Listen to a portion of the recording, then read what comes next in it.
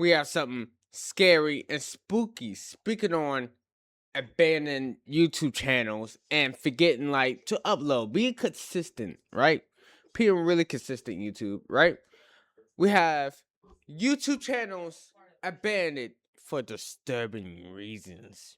Alright, let's see what we got. Elliot Eastman was a 26-year-old man from Vermont, USA.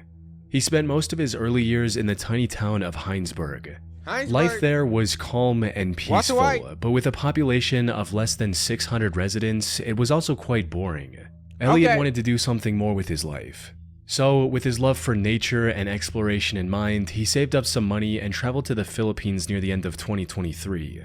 He wanted to slowly make his way through the entire country and witness its beauty firsthand. But just a couple months into his trip, he met a local woman named Carisha Jayla. The two started dating and got married just a few months after that in July of 2023.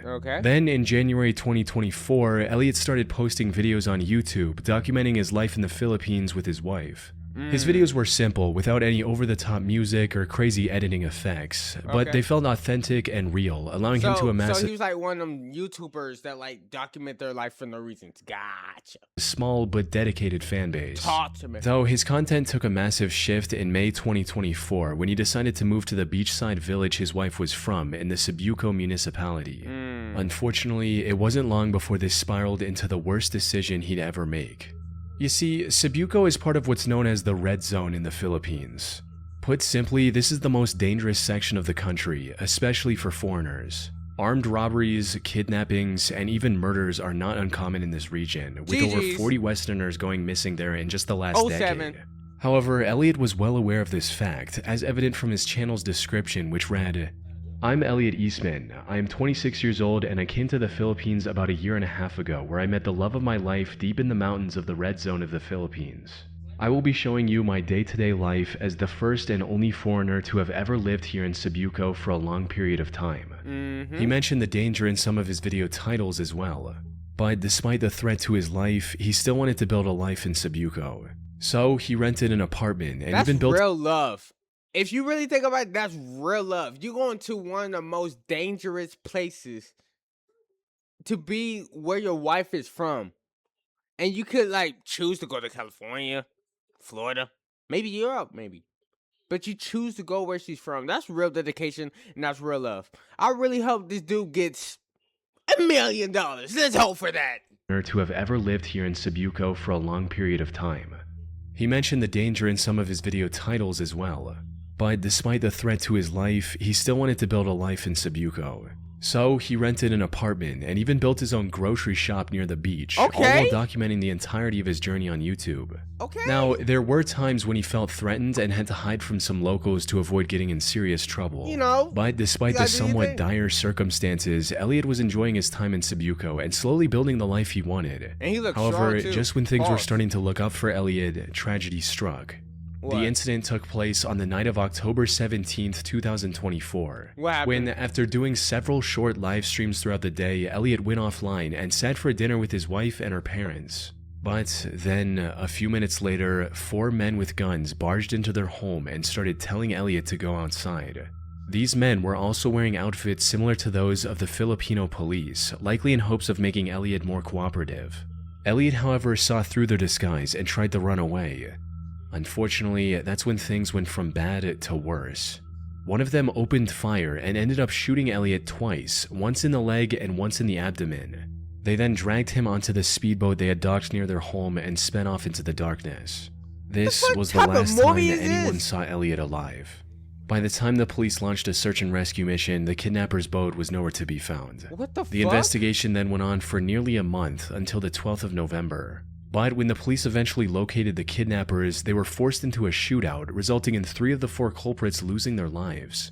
And while they did manage to arrest the last kidnapper, it was already too late. According to the kidnapper, Elliot succumbed to his injuries when he was on the speedboat.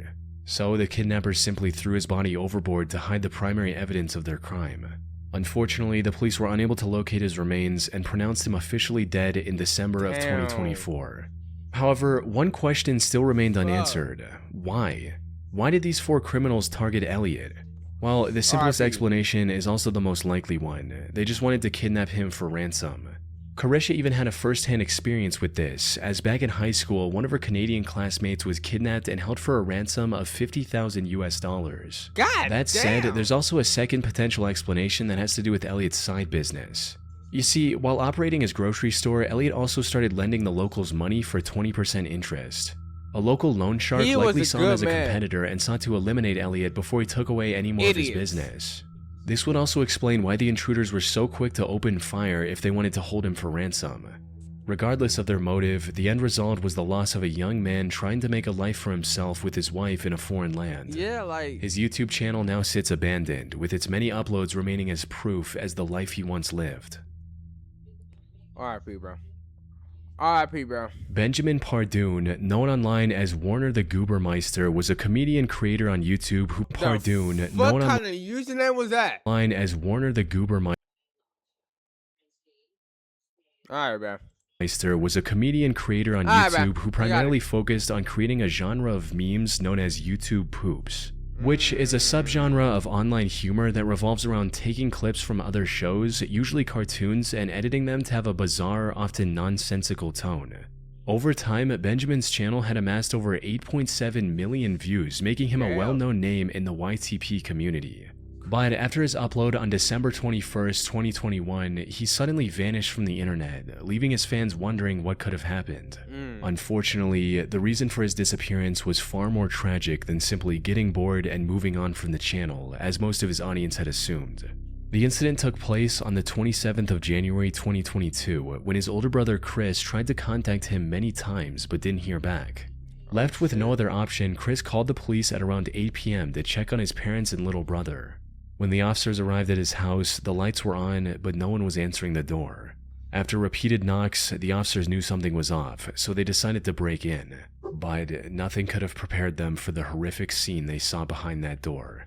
Inside, they found the bodies of Benjamin and his parents, all with visible gunshot wounds. What the However, fuck? what looked like a robbery gone wrong turned out to be far more tragic. According to the investigation, both Benjamin and his mother Deborah were shot by his father that evening, who, after committing the crime, decided to end things for himself as well. The news of this incident was a massive Fucking shock for Benjamin's pussy. viewers, as he'd never mentioned any family troubles before. You Chris later fucking set up a pussy, GoFundMe bro. page in November of 2022, Didn't wanna which own not up to only the allowed shit. Benjamin's fans to support the only living member of his family, it also gave some insight into what might have happened. According to Chris, Benjamin was born in 2005 and was soon diagnosed with autism. This made it difficult for him to interact with people in Same. person. Because of this, he was homeschooled, and at just 8 years old, he started uploading on YouTube, hoping to make friends and find a sense of community.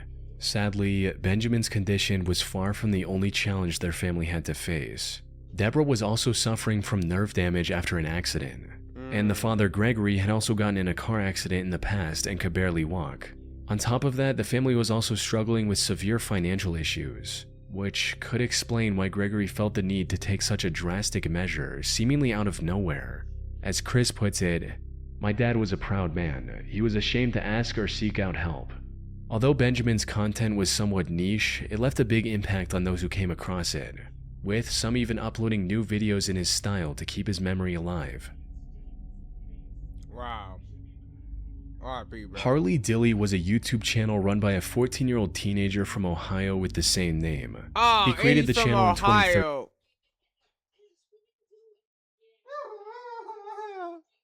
Bro, don't tell me.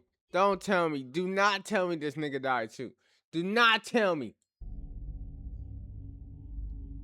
Harley Dilly was a YouTube channel run by a 14-year-old teenager from Ohio with the same name. He created the channel in 2013 to share his love of gaming, specifically the sports game Madden, with others. He also uploaded vlogs on YouTube, where he talked about anything that was on his mind that day. But did for same Harley shit. himself, these were more than just videos. They were one of the many forms of escape he had from his troubled life. You see, Harley suffered from oppositional defiant disorder and was also diagnosed with high-functioning autism. This resulted in him getting into heated arguments with his parents quite often and subsequently ending up in a worse situation. In one instance, he even posted a video talking about how he was locked out of the house after an argument with his mother, titled, "I'm Scared." Hey Damn. guys, what's up? It is Harley Dilly. Probably one of my worst days in my life. I Talk to me, Harvey. was at school and I was science test. I finished it, and my computer says 1% battery left. So I get to the next class, and I put it on charger as quick as possible, but it didn't charge. None of the computers would take a charge. So I took it back, and I had to fill out a complaint, and that's one of the most expensive parts of the computer. And my mom said she's not paying anything. We argued for about a good 5 minutes. Then she snapped. She said she was gonna call the police, and she said she already did. And she locked me out of the house. So right now I'm outside. Yep, the house is locked. It is 3:30. I haven't ate anything. Damn, and I man, still haven't even Joy. got to get my work done. My mom's gone. She won't answer the phone. There were also allegations of some of his family members being physically aggressive to him. But despite all this, Harley was still a cheerful kid who wanted nothing more than to play Madden and grow his YouTube channel. Unfortunately, this ambition was tragically cut short on December 20th, 2019 when Harley went to school and never came back. What the fuck? The day had started off rough. Harley was still upset after arguing with his parents the night before, as they had refused to replace his broken smartphone. He also didn't want to go to school that day. But his mother Heather woke up early that day and, after some more arguing, convinced him to go. He left his house just before 7 a.m., but he was somehow absent from school and didn't return home that evening either. Harley had disappeared without a trace. Surprisingly, his family didn't report him missing until 11:50 p.m. on December Damn. 21st, nearly 43 hours after he vanished. Their explanation for the delay was simple. According to them, Harley had spent the night at friends' houses without telling them before, usually after an argument. They assumed this time was the same. However, they couldn't have been more wrong. Something that became increasingly clear as the police investigation dragged on for days without uncovering a single clue about his whereabouts. L parents, by the way, for not checking in on your son. Like, you literally the mother of Will from Stranger Things. However, they couldn't have been more wrong. Something that became increasingly clear as the police investigation dragged on for days without uncovering a single clue about his whereabouts. The only thing they found was this low-resolution picture of Harley going to school that was taken from a neighbor's security camera. And that was it. Eventually, many other organizations, including the FBI, joined the search as well. Wow. They also distributed his Wow. missing posters nationwide and offered an $18,000 reward, hoping to receive any information that could lead them in the right direction. Unfortunately, although they received numerous tips, none led to any significant progress in the case. That is until the 13th of January, over 23 days after Harley went missing, when the investigators made the big discovery. They were recanvassing the area immediately surrounding Harley's home when one of the investigators decided to check out the vacant house directly across from the Dilly residence. This was a summer home and was fully locked at the time. There was also no indications of anyone breaking into the home. However, the investigators had looked everywhere else to no avail. This was one of their last options. So they acquired the key to this home and started looking around. They didn't find anything on the ground floor. But as soon as they climbed the stairs, one of them noticed a maroon puffer jacket lying on the ground, the same jacket that Harley was wearing on the morning of his disappearance. Oh, As they got closer, they also noticed his glasses lying on the floor as well. But there were no signs of Harley anywhere. Both the glasses and the jacket had also collected plenty of dirt, indicating that they must have been there for a long time. While they were looking around, one of the investigators noticed the chimney vent above where his glasses and jacket were discovered. This sort of vent is used to connect traditional wood-burning heaters. Curious to see what was in it, he reached into the hole, only for his hand to touch human hair on the other side. There was no doubt about it, that was Harley, stuck in the chimney. Officers quickly dismantled the wall, and sure enough, they found Harley's body inside, with his arms raised above his head. A later autopsy concluded that he likely passed away the day he went missing. His particular position at the time of discovery also helped investigators piece together what might have happened that day. As the story goes, Harley didn't want to go to school that day, so he decided to spend the time at the vacant home until the afternoon to make it seem like he went to school. But when he couldn't find a way in from the ground floor, he climbed onto the roof using the antenna tower beside the house. From there, he looked into the chimney and saw a relatively short drop and chose to climb down it to enter the house. However, what he failed to realize was that this chimney didn't lead to a spacious fireplace.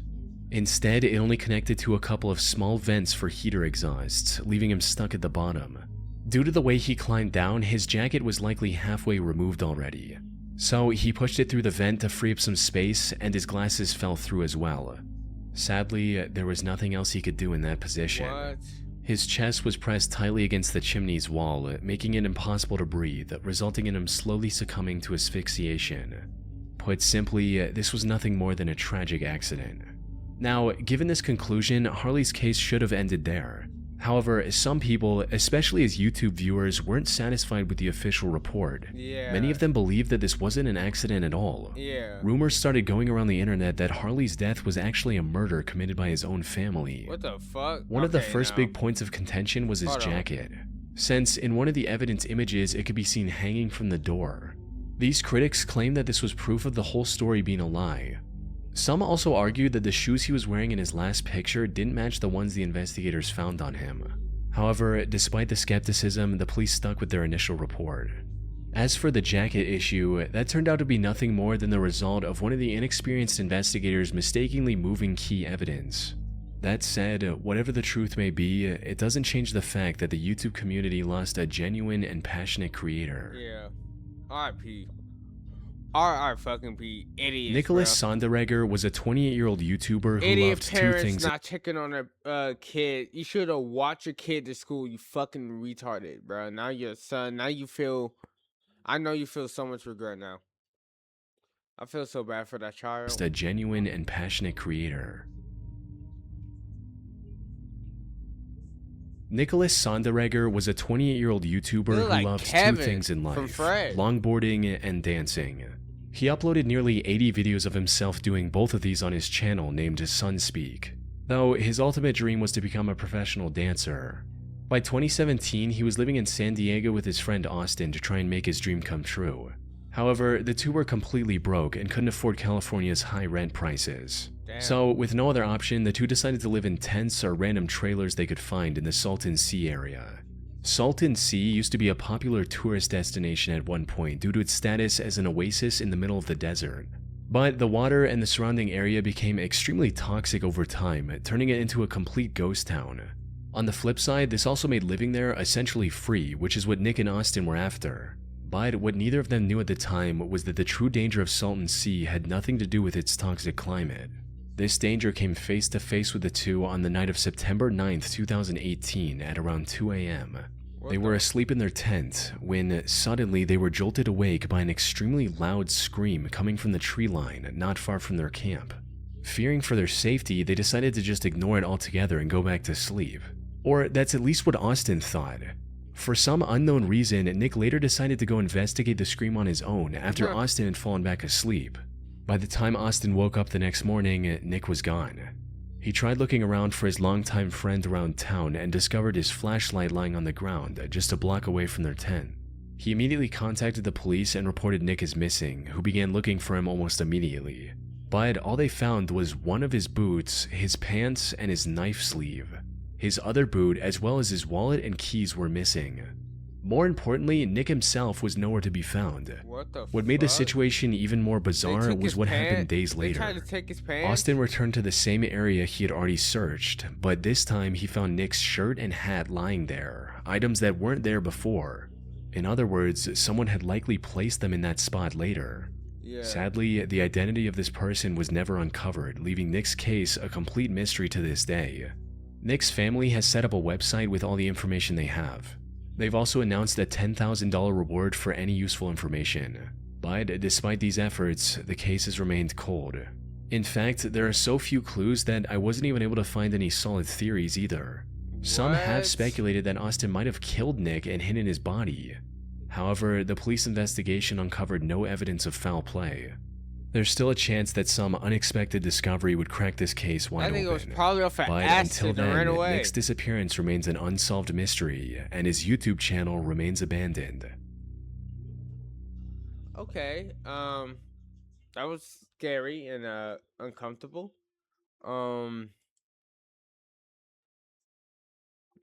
Yeah, let's trying to light up the mood a little bit. That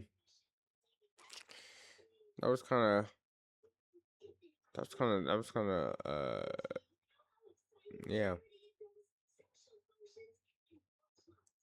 Hey, what? Hey, what about this? What about this? To lighten up the mood. Hey?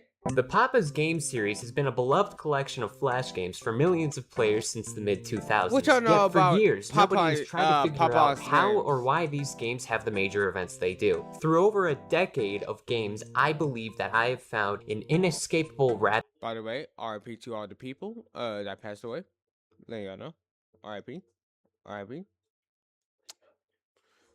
rabbit hole of plot that all trickles down into an ever-growing corrupt monopoly Talk led by about it. Papa Louie, a criminal mastermind who single-handedly took control of his country to his benefit. In this universe, he is either the most dangerous man alive or the most oblivious. This series takes place in the fictional world called the Flipverse. Now, the Flipverse is a landmass of unknown size, yet it's large enough to have at least I didn't 3 even know. I time ain't zones. gonna lie. I didn't even know this whole game had a freaking a fucking story, bro.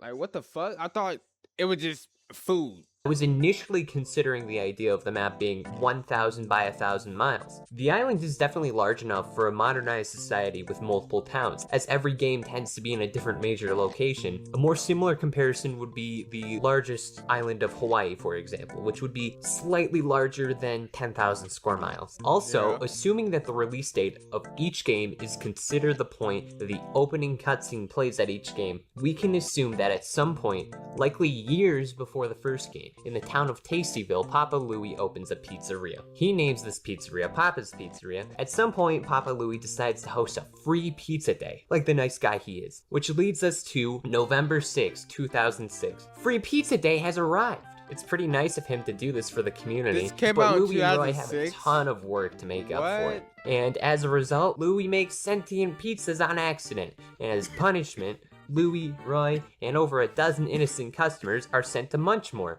a hell dimension which forces Louie to save all of his customers. At the end of this adventure, it's actually revealed that a sentient and evil onion named Sarge created the enemies with evil pepper in order to What? ruin Free Pizza Day for his mischievous reasons. What the fuck Papa is Louie then this? beats Sarge and then actually gives out the free pizzas, as promised at the start of the game. Louie is praised and probably regarded as a hero, which would definitely lead to the rise of his power. But canonically, his flip deck card, by the way, there's like a card series for like every character in these games. Papa Louie's reads, he's a lovable Italian chef who got his start selling delicious pizzas. He has a legion of fanatic customers who are willing to try anything Papa Louie has to offer, whether it's free pizza parties or the keys to his latest restaurant. Papa Louie is always trying to reward his customers. The worst thing he does in this series is probably 9 months later. In August 7th, 2007. Louie basically gives Roy a card and says, okay, good luck, bozo, and abandons him to solo the entire restaurant along with every single responsibility it holds for an undetermined amount of time. What the This fuck? includes cooking, Ew. serving, being in charge of the front, and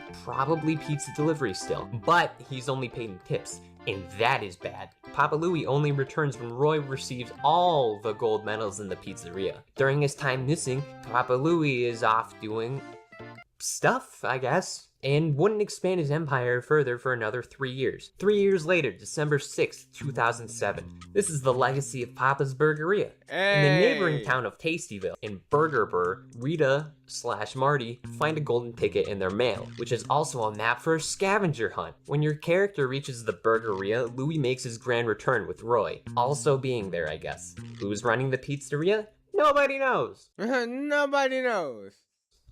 Wacky hijinks ensue. He gives you the entire restaurant. Maybe you own it now. Maybe you only work for him. It's not really explained. He just gives you the keys. You still get paid in tips. Still bad. May 20th, 2011. Papa's Taco Mia. Taking place in the What? far southwest of the Flipverse in Taco Dale, Louie still Taco considers Dale. employment at its restaurants as prizes. This time, the keys to the restaurant are given to whoever can win a taco eating contest. Mitch or Maggie end up winning the contest after hours and hours and hours of painful taco consumption. This is revealed where the trophy is actually ownership to the taco meal. Otherwise, you make food, get wages that are definitely not going to keep the business afloat, and Louie returns with the milk once he learned how to make Mexican cuisine.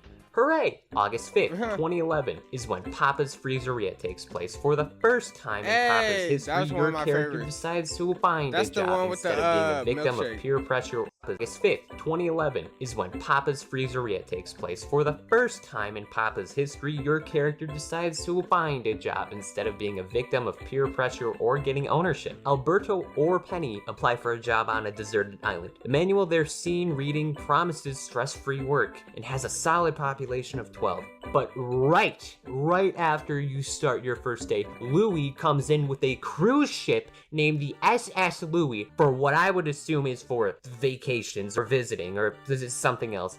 I don't really know. Everything else is the exact same, but one more thing is added to the formula, which is decorations. On the bottom of the poster your character looks at, they fail to read that employees are expected to use their earned tips on decoration, which, by the way, these decorations are worth a lot. There is no way Papa never Louis got is decorations. deliberately forcing his employees to Hold on, only get chat. paid in tips and then buy decorations. That's probably illegal. How did the next game is Papa's Pancakeria in March 5th of 2012. You play as Prudence and the other guy, I forgot his name. Your pet jumps out of a car and goes missing. Oh no! Louis finds your dog and takes care of it until you pick it up. And here he pulls a worse version of what he did to Roy in the pizzeria. And he just goes, hey, your dog likes it here. Can you work for me for a little bit?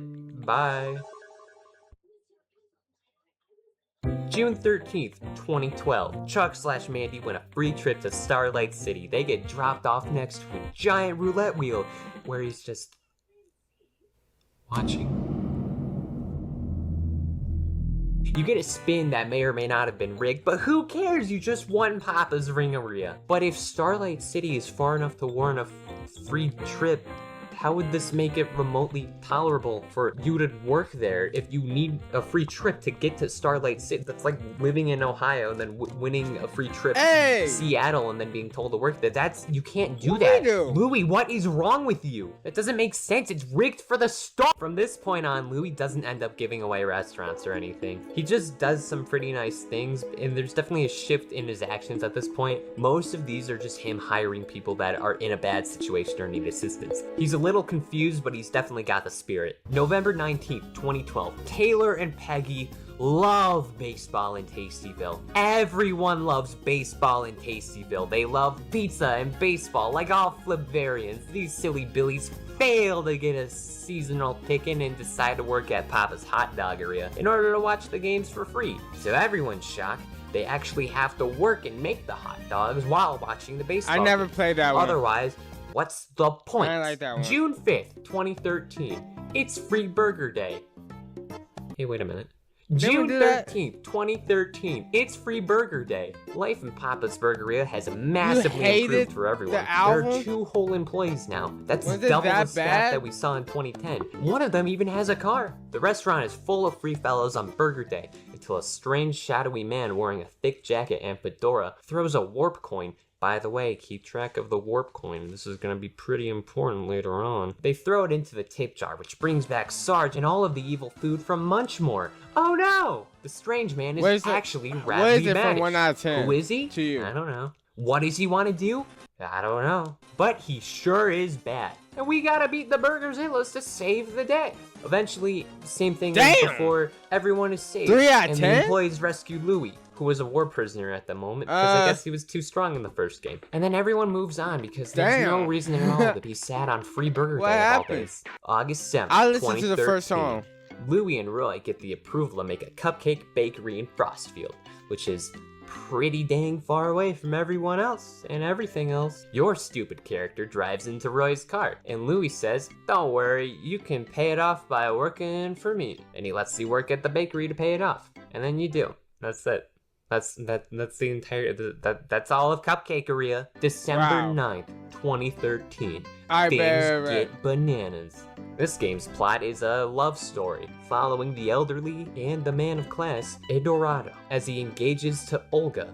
Doan in Utah, these names are awful. They get wedding invitations to Portolini, but they can't get any hotel reservations for a single weekend 3 months in advance. Oh no! But wouldn't, like, every other character have this issue too? Like, wouldn't everyone just fail to get hotel reservations? Eduardo, you doofus, nobody's gonna be able to make it to the wedding. So you decide, in order to Bro, get what's the Portolini, happening? you buy the employee package. And then Since when immediately there was get a a wedding? delivery with a Pastoria uniform and an airline ticket from Burger Bird to Portolini with a date time of immediately, which is kind of uncool. 3 Like, months this is how later, you- when you hit this is rank how you 65, know when a game the wedding goes way too actually deep. happens, and Papa Louie officiates, which implies that along with giving away 3 restaurants, I owning did at least too, 6 other ones, but, and like, I having thought a it cruise was just ship, he is food. canonically I didn't a know it registered was like a priest. whole storyline. June 14th, 2014, you apply at a donut place in an amusement park. You want to get a free fast pass to the iconic roller coaster, the Sky Ninja, I guess. Assuming your character is only doing this for the fast pass, they are a massive Dumbo and totally deserve to watch the Sky Ninja get delayed for another year, which means that your little goon is now part of Papa Louie's empire. But eventually the Sky Ninja does work, which is cool. On March 4th, 2015, the Sundays attack. This Bruh. follows the SS Louie we Now saw they're back taking in it too Papa's far. Freezeria. The cruise is filled to the brim with people, with over a dozen guests, and they're all celebrating the Seaside Freezeria, which is like a Freezeria but on a cruise ship. Radish Guy does an evil and does the Hell Dimension thing and sends everyone to Munchmore again, which is not cool. But it doesn't matter because the bad gets no win. He doesn't win because he's a bad guy, and bad guys don't win.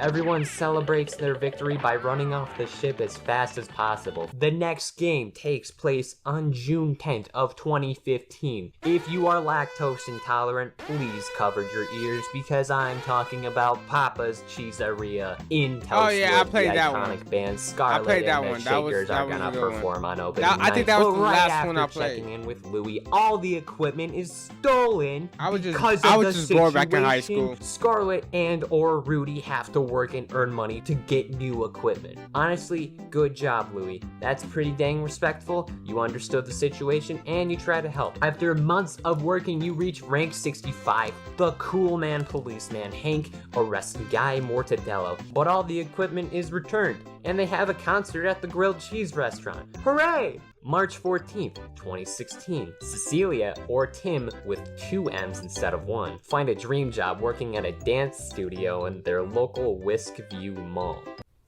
Really shooting for the stars there. You apply and get the job. Woohoo! But the store is closed for lease when you arrive. Oh no! Then Louie skedaddles to your devastated character and offers you the chance to work at his bakery. In my opinion, that seems better than a dance studio. You work there, same old, but at the ending of the game, this is probably the nicest thing Papa Louie does. After 9 months of working, Papa Louie gives you a Christmas present. He buys the closed dance studio for your character. That's a pretty expensive and nice thing to do for an employee, so I gotta give props to him for that, even though he doesn't have knees. The next game in the timeline is Slider Scouts. It was released in October 4th, of 2016. He got no knees. It's a mobile game. Okay. December thank 13th, God. 2016, it has officially been 1 whole decade since the pizzas have attacked, and Louie opens a sushi place, which is literally on the opposite side of the pizzeria and everything else, but that's okay. Matt or Clover win a trip to Sakura Bay, but not to get a new restaurant, but just to get an early tour. Yes, you, of all people, get to go across the country to get a sneak peek of that sushi fast food place from Papa Louie. But you, being the silly character you are, knock over a lucky cat statue, and Louie decides it's no big deal, nothing can go wrong. The next day, everything goes wrong. Nobody comes to the grand opening, and Louie blames it on the cat statue. Not because you're in a deserted area across the entire country, it's just because of you. So, as punishment, Louie decides that you can work for him, and eventually he'll use those tips to buy a giant cat statue. That's which so he fucked does. up. He buys a giant golden That's cat literally statue the and USA. a ton That's of customers literally show up, which is what cool and awesome. working is A year and a half nowadays. later, it's July That's so fucked 24th, up. 2018, and Carlo Romano and or coyly go to the big city to celebrate the fact that they all have weird names. They go to Onion Town, a town with that name because apparently onions fell into the ocean at some point. You do stuff, you go shopping, and you even take a picture next to Onion Jenny. Whoa! Tubular. But just like Pastaria, but objectively dumber, you can't find a hotel. A very kind hotel worker offers you a room for rent. But then it's revealed that this favorite kind gentleman one is when you was actually Guy younger? Mortadello. Mine was Oh no, he's back for the vengeance. burger He's and out of jail now and he milkshake one. steals your things. Oh great heavens, what are you to do now? Next day, July 25th, 2018. You wake up and you find out that your room Chat, what was your actually favorite? the Scooperia under construction. And Mine Louis was the employs you milkshake. after realizing you don't have any money to get home Ice or cream, get your things burger, or yep. some I sort feel of like third the game. ice cream Same one- old game, same old stuff. And I don't know. eventually You Guy have more Mortadello to gets decorate. arrested. Again. Papa Louie hands you back all the What things did you were y'all stolen play? and even What gets did y'all you a play golden on? ice I cream played scoop. mine March on time the, gap, 2.5 Cool years Math. later. It's March 2nd of 2021. Math Your games. character applies for a job and is hired at the Mocharia in New Pepperton. There's no twist this time. That's the entire thing. But you do have to work in a documentary that will premiere at the Sugarplex Film Flash Fest. games? That happens, Okay. and you get awards. Okay. Customers are also being credited for being customers. Good job, Wally. with the cool and this kids. brings us to the most recent point in the timeline. It is February 22nd, 2022, which is actually 2 Did you play, 22, and it's on a Fireboy, Tuesday. Fire Girl, this does not and, matter to the plot, Water just Boy? wanted to throw that out. Olivia and That one was a good Wyland one. B are looking for a job at Oilseed Springs. They apply and get hired at Papa's Cluckeria. Yeah, And 3 yeah. weeks later, you get a notification that the Cluckeria is competing against other chicken places and other unassorted restaurants nearby. Papa Louie responds by abandoning you. That's right, the current most recent event in this series is a war arc. One by one, each enemy falls. Mortadello is back. Just kidding, Was he's that gone now Arby's? because of health violations. He was serving pigeon meat.